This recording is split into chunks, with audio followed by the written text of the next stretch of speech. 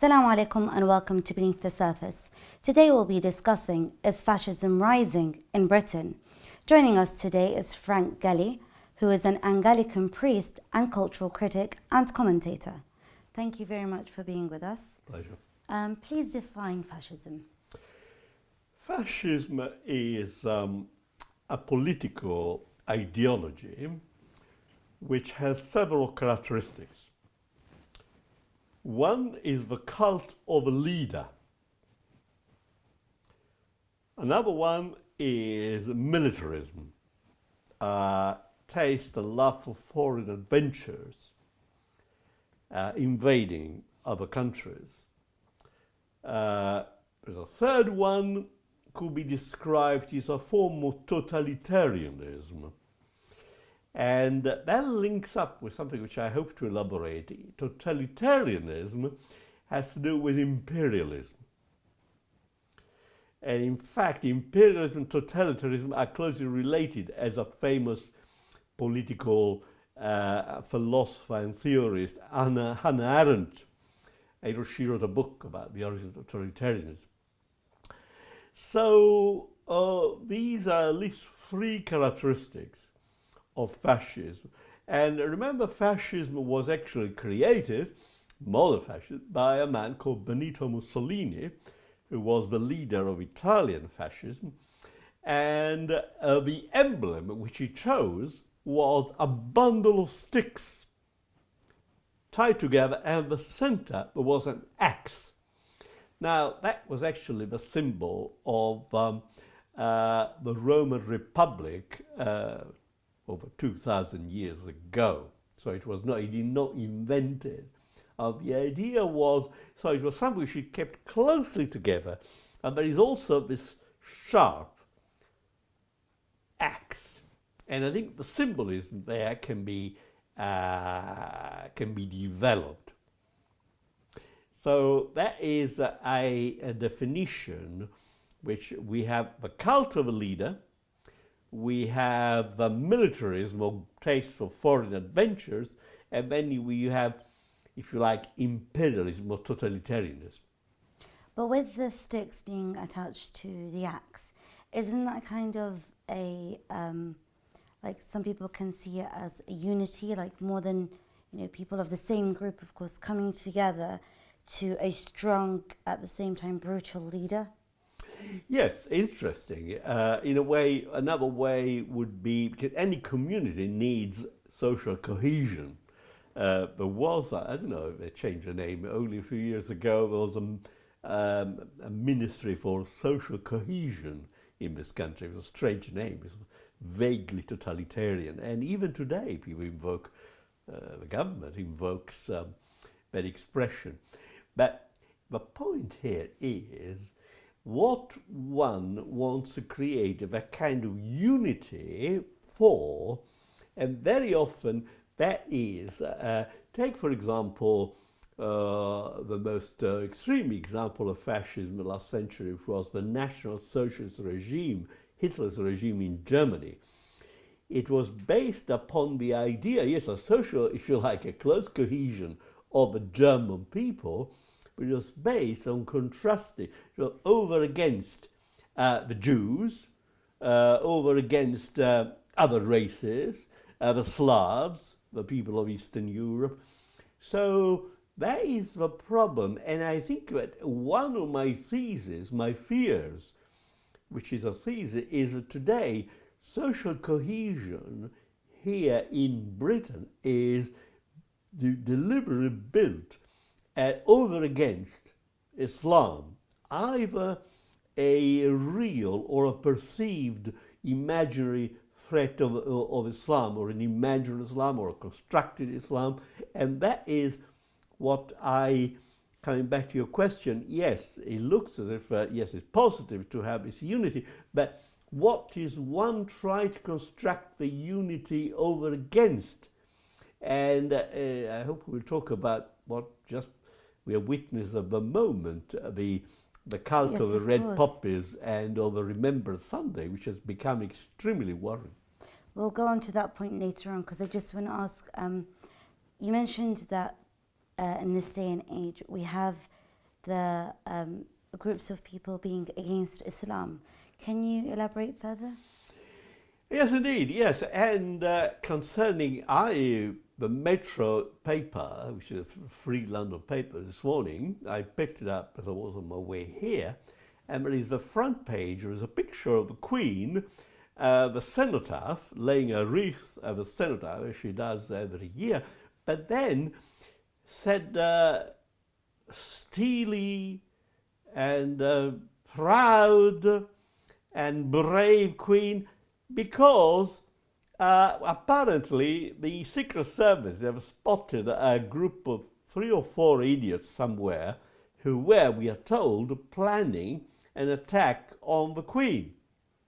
Now, whether this is real or is made up, because I'm afraid the Foreign Services, you know, Naka, I have lived in Italy as a young man, and there were innumerable plots, sometimes violent criminal plots, which I know from the horse's mouth, and I'm leaving at that, they resulted from a clash between different foreign services, which were battling against each other for reasons of their own agendas.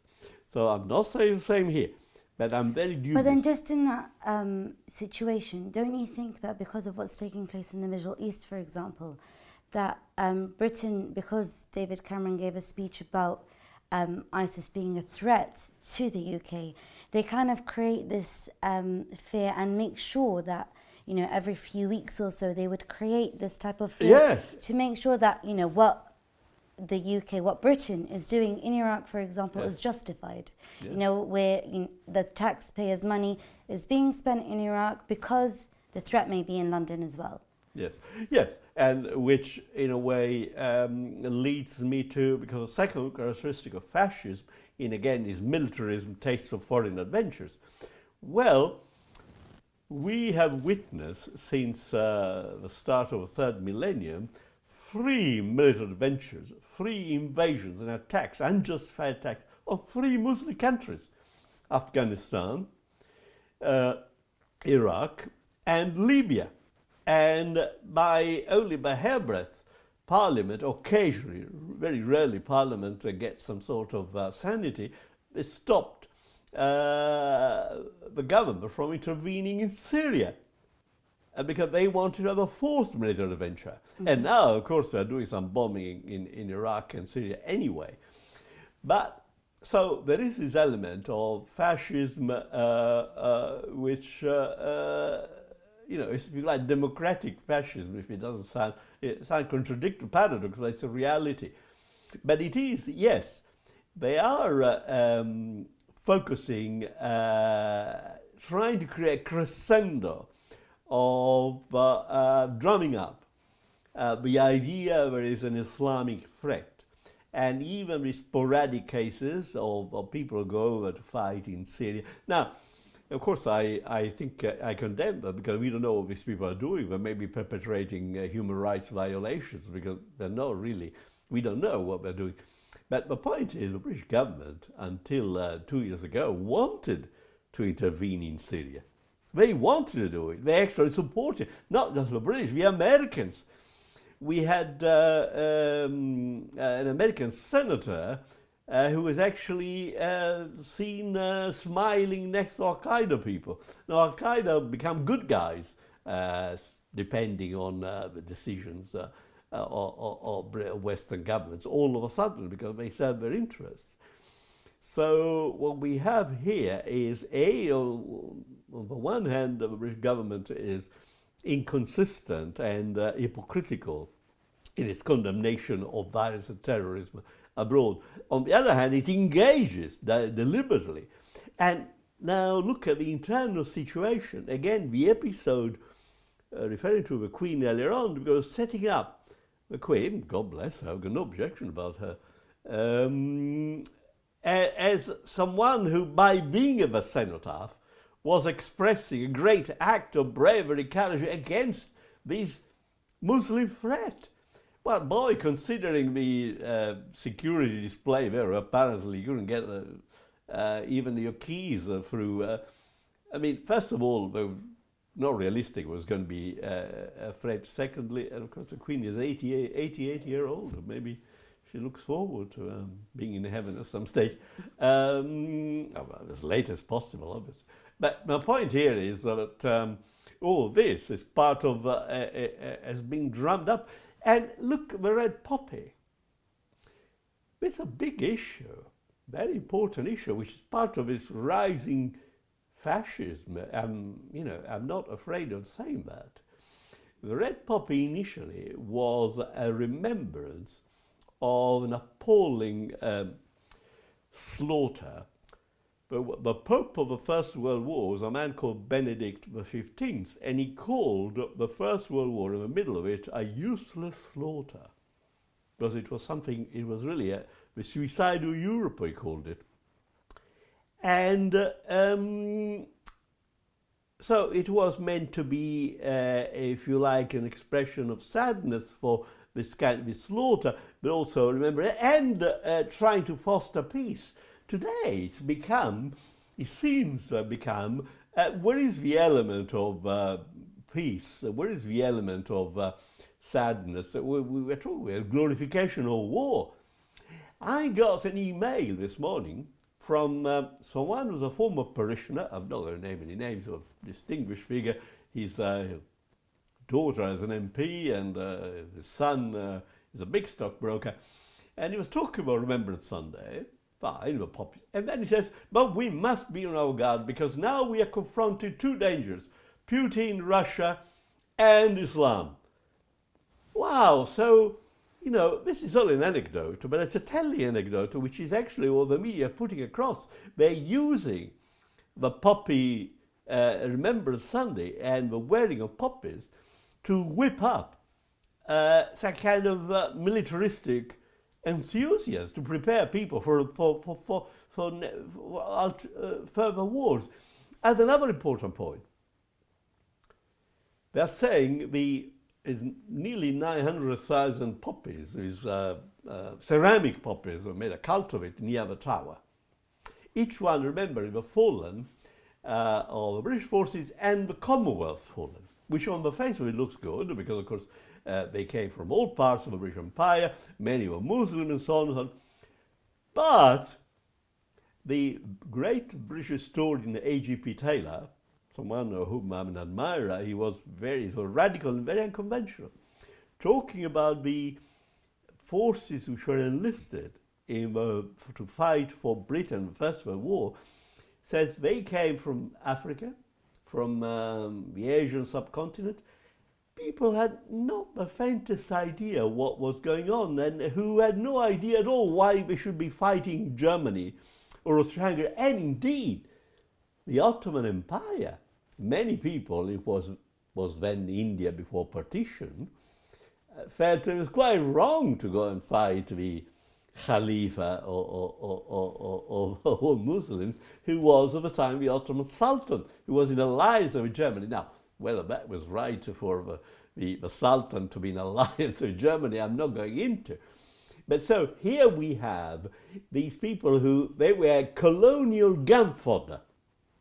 The colonial gun fodder, enlisted because who, you know, were Africans who had no idea. Why should they have been fighting Germany?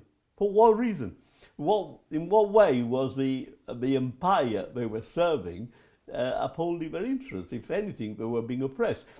I have to say, Gandhi, during the First World War, supported the contribution to the war by Indian troops, because he was still gullible and he thought the British Empire served the interest of people. He changed his mind during the Second World War, of course. So even Gandhi, who's a great emblem of peace, got it quite badly wrong there.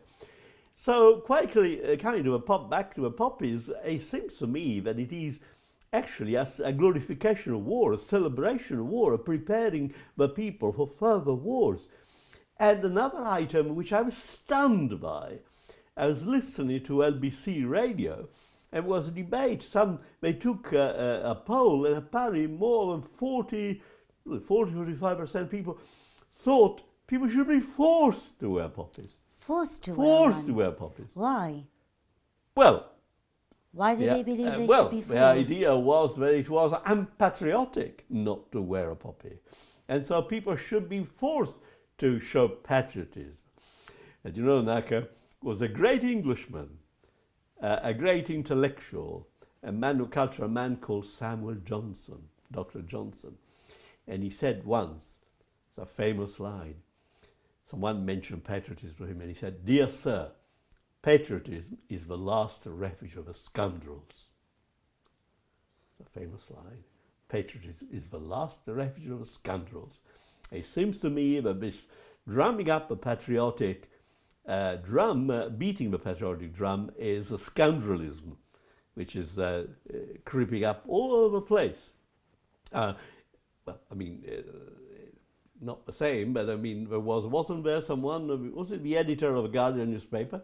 He was quizzed by some sort of a committee in the House of Commons, and he was asked by the chairman of the committee, do you love this country? Do you love this country? Well, I mean, the guy was embarrassed, and then he says, yes, I'm patriotic, but boy, I mean, why do you have to, I mean, you know, okay, you don't have, what do you love?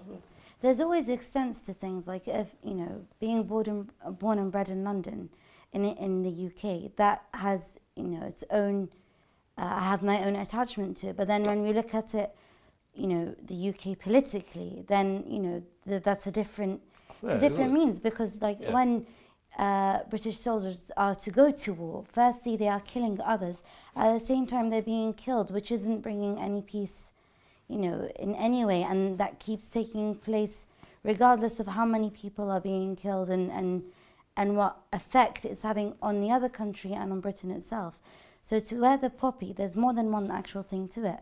And because a few years ago, I think it was 2 to 3 years ago, a few Muslims, while they were going in Downing Street, I believe it was, they were remembering the soldiers.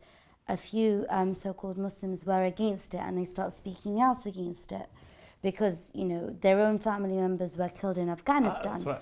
But then that situation, that, you know, event is the only thing that's actually being remembered constantly whenever, you know, they're remembering it, and whenever they're to wear the poppies. If, for example, you know, my friends or family, especially when we wear, you know, females, when they wear hijab, because you can tell 100% that they're Muslim, everyone looks at us differently, and they find it weird if we were to have a poppy. But then when we looked into the whole idea of a poppy, it's got more than one negative aspect than positive. So why do you think that they still encourage it, even though it's got more negativity than positivity? Well, I mean, because they're using the fact that originally it was not an emblem of division and a glorification of war. It was, you remember the dead, it's right, you honor the dead. Although I have to say, you know, the cenotaph, I don't know how many people realize the cenotaph is not a religious monument. There is no religious symbolism there. It is a secular monument, and the idea, I suppose, is because the dead, many of the dead were not all Christians. But,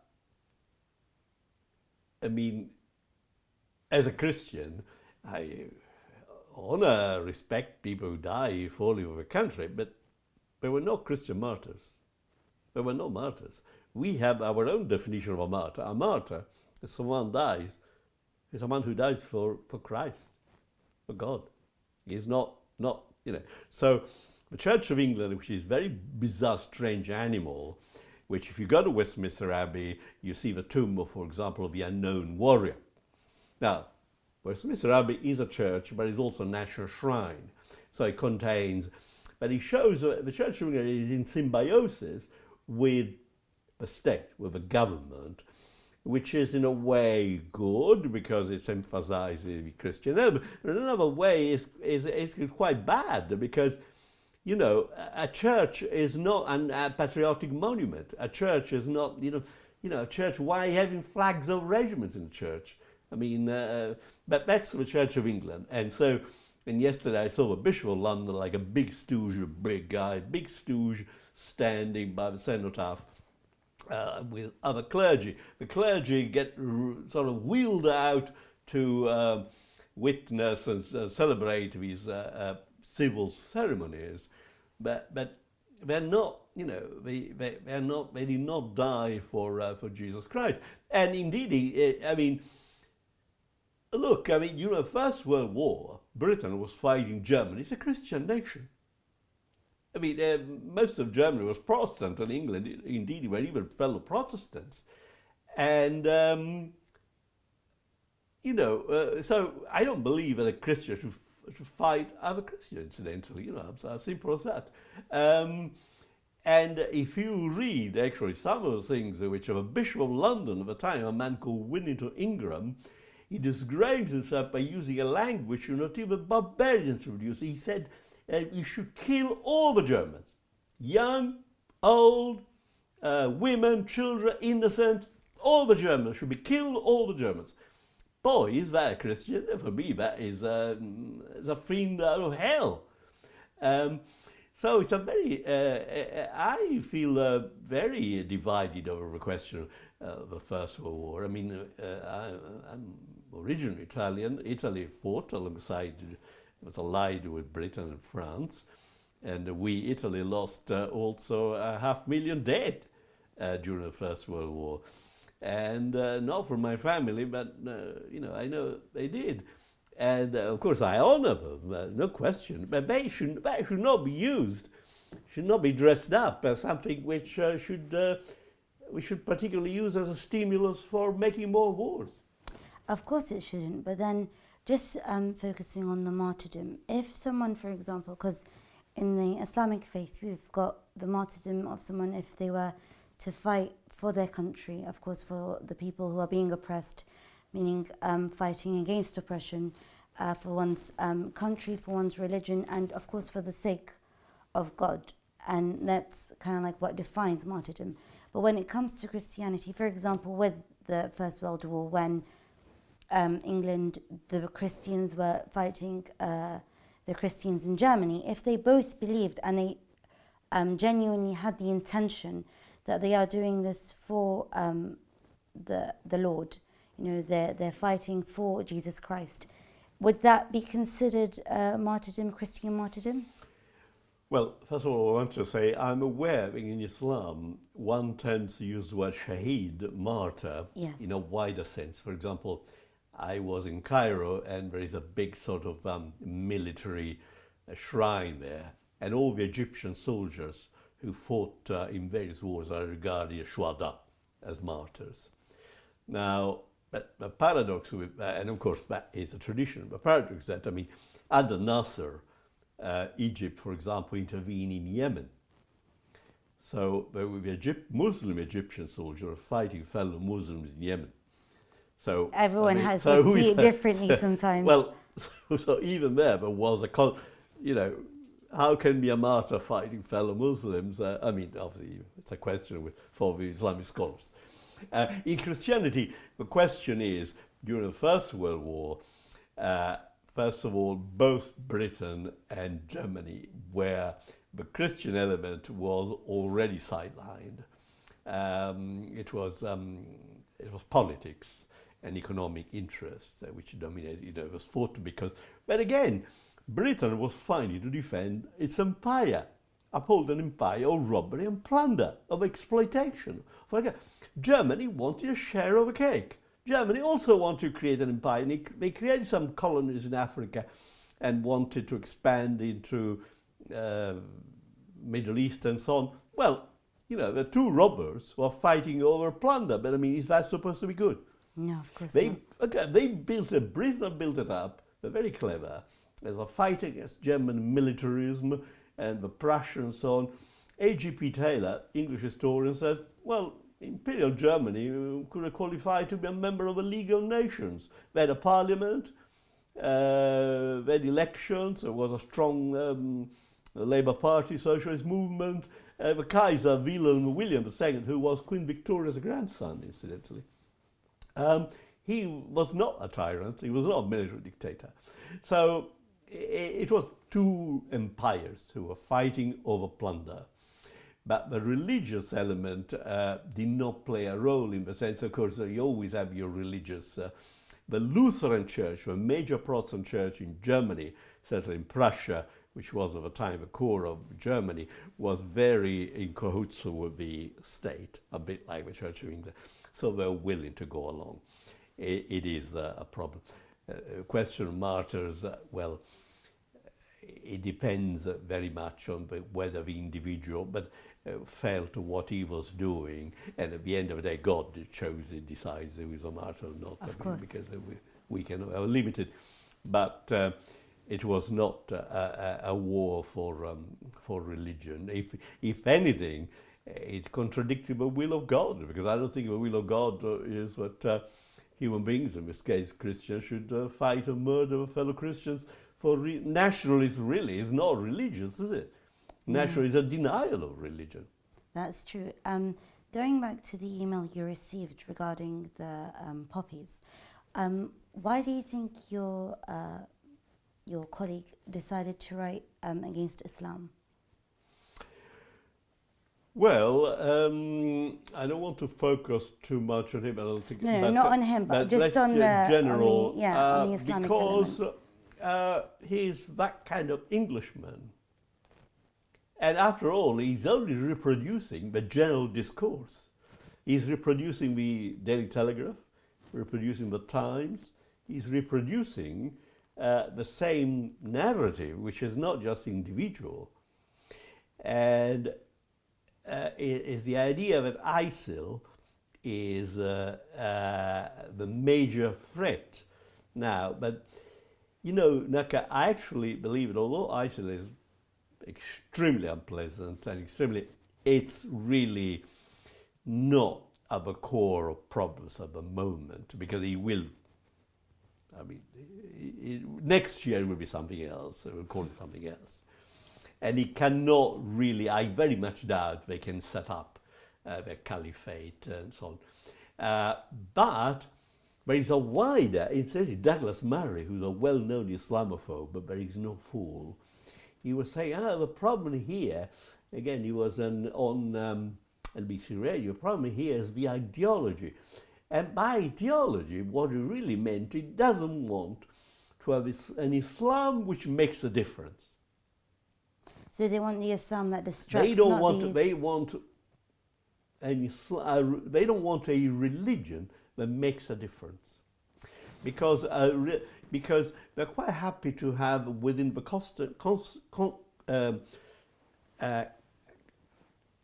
conspectus or context of globalization, concept of buying and selling or banking or trade and commerce, to have a consumerism.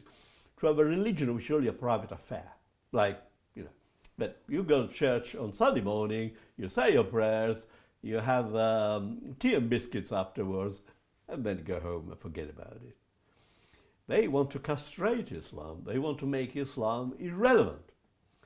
And of course, Islam does make a difference in area. It has distinct views about usury, about banking, about how one should live, right or wrong, and that's what the Islamophobes detest about Islam. So people like that basically they would focus on people like ISIS instead of focus on the bigger picture of Muslims around the world. It's a pretext. ISIL is a pretext. That's my. But then with ISIS, for example, they may be a threat to the West, even though they haven't threatened the West yet, or they haven't actually said anything. But they're killing the Arabs in Iraq itself and in Syria. So why would they just look at ISIS as a threat or as the Muslim identity when they're killing their own people in a way? Well, because ISIL lends itself to being demonized, if you like. You cannot demonize the devil, if you like namely because of some of these beheadings, for example, which were so stupid, weren't they? Because actually, sort of, they put everybody's backs up, and they stopped doing them because I think they realized they were counterproductive.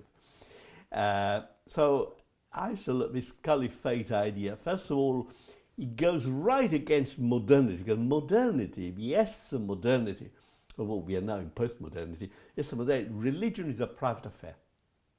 It doesn't belong to the public sphere. A religion is something inside you that's nothing. So the caliphate is the opposite. The caliphate, the Sunni caliphate, of course, is that religion and politics are together. And the Khalifa is actually the head of a community. But you're right in saying that they are behaving awfully badly in murdering fellow Muslims, in killing, even targeting minority like the Yazidis and Christians and so on. No, I'm not defending them for a moment. No, of course And not. the West is aware, but the West uses all that in order to... But I doubt whether ISIL really is a threat to the West. I think it's a huge bogey, but I don't think it is.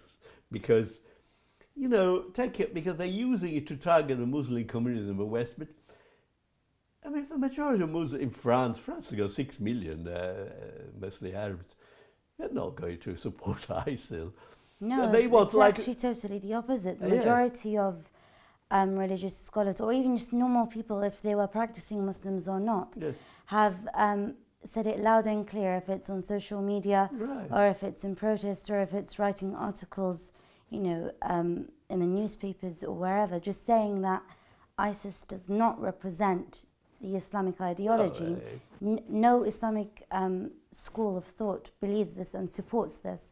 So they may claim to be Muslims, but that doesn't represent us, especially the ones living in the West, for example. Yes, I know there is a debate here because, of course, they say that they are Muslims Yeah, and they have the Shahada on the flag, you know. yes. And That- some people believe they are. And that's why I said they claim to be, but the other schools of thought, meaning the Sunnis, the Shia, the other sects also within these two major groups, none of them have said these people are part of us. They've all said that we do not agree with what they're doing. We condemn them. They're not part of Islam. Like they're not they're not practicing the Islamic teaching, which is very obvious in the Quran. They're picking and choosing the verses they want, which isn't actually, you know, part of Islam as a whole package. Well, I mean, obviously, the Shia are quite clear about that because partly also because they are the ones that are being targeted and massacred. The Sunnis now, some people are saying that there are some Sunni scholars who are more or less in cahoots with the regime. Take the chief Sheikh of Al-Azhar, very well known, but he will not make any, like in the days of Mubarak, he will not make any pronouncement against Mubarak. Today they will not say anything against Sisi. So, and Saudi scholars are a bit of a puzzle to me because they seem to sort of, you know, being cracked up by, by the House of Saud. If they sort of, you know, the House of Saud says, do say this, they will say that. If not, they will not say. I mean, it's quite tricky, but plain devil's advocate, some people would say, well, some of the scholars who condemn ISIL are scholars who are, but Saudi Arabia hasn't actually said anything about ISIS, but then you've got a lot of Sunni people in the West, Sunni scholars. They have spoken out against them. But when we look at like Saudi Arabia and stuff, no, they haven't. Would you not say some of the scholars in the West feel they have to say it? They have to, in the They sense have to say it. Well, because otherwise the governments would hammer them. But then looking at that and looking at you know, our topic for today, do you think that fascism is rising in the UK and There is Britain? no question. I think it is, and there are many signs that this is the case. Going back to my original definition, no, there is no cult of a leader in that sense. No, it's not the case. There is no Führer. There is no Duce. No. But there is an increasing test and for foreign adventure, military adventures, for intervening, for going in that sense. And also, there is a renewed taste for imperialism in alliance with globalization, dominating markets, exploiting people. And this feeds as well on something else. I just finished writing a book about this, the dark side of England, in which I expose some of these problems. And one of the problems for a certain type of British mentality is the British consider themselves superior to foreigners. Which is kind of Which the is a state, EDL? Well, if you got that kind of mentality, potentially you have a mentality of supremacy. George Orwell, you know George Orwell, Animal Farm, he was a man of the left, he wrote against totalitarianism, but he did write that the English consider themselves superior to foreigners. And the Germans are being screwed into the ground, have been bombed to smithereens, they've been made to recognize their crimes, eat humble pie, and they come out squeaky clean. The British have not fully confessed to the darkness of their past, to slavery, to imperialism, to exploitation. But this is where it kind of differs, because Germany was very open about the crime it was doing and about the racism it had, and them feeling that they are superior in comparison to everybody else there. When it comes to the UK, England, it was more undercover. Like, they would feel superior, and they would do studies, for example. There's more than one study where they believed that, the English is more intelligent, is more able to, Yes. become a doctor and whatnot in comparison to, Yes. people from Asia, for example, or from Africa. So they kind of did it in a sly way where, Yes. and Yes. this is where the whole colonization also Yes, comes in, doesn't colonialism, it? yes. Yeah, the fact that there are many countries across the world, such as, India, Iraq, that wish to and aspire to be like the English people and try to follow their culture and their traditions. Yeah, so this is a very large question. To what extent many people look at England as a model in many ways. Parliament, Mother of Parliament, all that. Well, that Parliament was compatible with an empire which showed robbery and plunder, which sacked all the world. So maybe the Parliament wasn't all that great.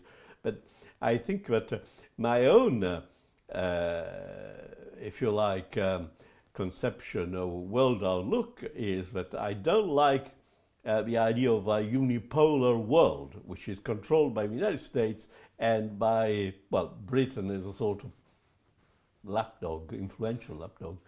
If you go back to the Anglo-Saxons, we don't speak, French do speak of Anglo-Saxon to refer to Britain and America. We don't use that term anymore.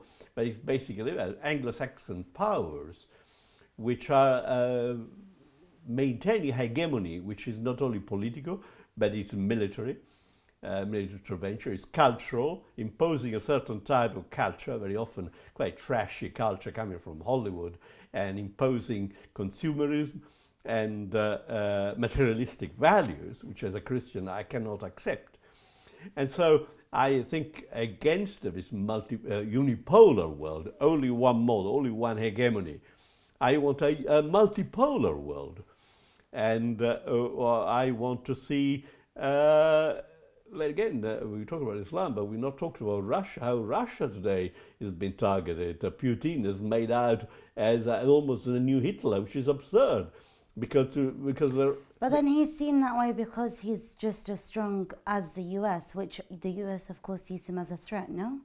Well, but yes, but they are demonizing him because all Putin has done, he has reabsorbed Crimea, which was part of the Soviet Union, of Russia, until the days of Khrushchev, which is only 1950s, not very long ago, and people there feel Russian. And Ukraine, in eastern Ukraine, the great Russian writer Solzhenitsyn, who fought against communism, Solzhenitsyn, you can find the article online, wrote that eastern Ukraine is Russian. The area Donetsk, we are hearing so much about it now, the people feel Russian. They were only absorbed into Ukraine comparatively recently. Putin has not done anything comparable to what United States and Britain have done. We invade countries along which had nothing, Afghanistan was not American, Iraq was not American, Libya, these countries, there's no ground for invading those countries. So I think there is a genuine, so I want a multipolar world which is composed of Russia, of Iran, or some of the Arab countries, some of the Asian countries like Indonesia, Malaysia. These are the countries which don't want to accept this sort of Moloch. Moloch is a biblical word. It meant a kind of awful pagan god. And people sacrifice their own children. They burn their children in homage to Moloch. And today we got another kind of Moloch. We are offering our ideas, our spirit, our soul to this American supremacy. And so I want a multipolar world. Hopefully we do get a multipolar world and the fascism taking place in Britain and across the world does die down. Thank you very much, inshallah. Thank you very much for joining us on the show, and thank you very much for watching. See you next time.